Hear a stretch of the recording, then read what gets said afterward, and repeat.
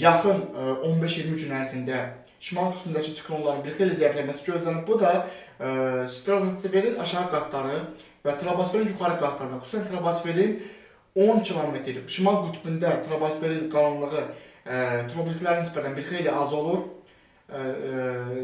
Xüsusən də mülayim və isti ölkələrdə troposferin qalınlığı 15 kilometrdən artıq olur. Ekvator xəttinin ərazisi yaxın olan ölkələrdə isə troposferin qalınlığı 20 km, bəzən isə hətta 22 km qədər ola bilir. Lakin şimal qutbunda isə troposferin qalınlığı bir xeyli azdır, 10 km qədərdir.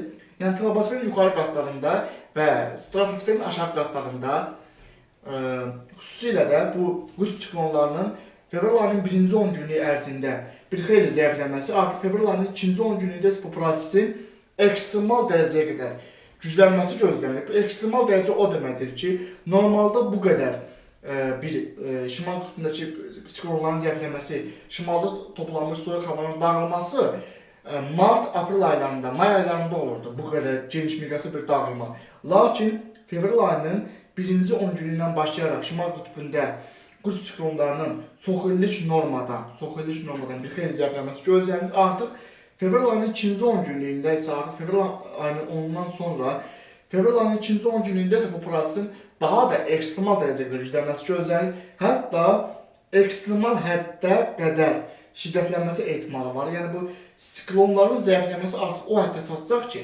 sıfır xəttinə yaxınlaşma riski var ki, bu da o deməkdir ki, troposferin yuxarı qatlarındakı qərb külələrinin şimal qutbunda o soyuqları tutub saxlayan qərb külələrinin, yəni şimal qutbunun ətrafında troposferin yuxarı qatlarında güclü qərb külələri əsir. Bu külələr imkan vermir ki, şimalda toplanmış soyuq hava cənubi cənuba doğru yayılsın.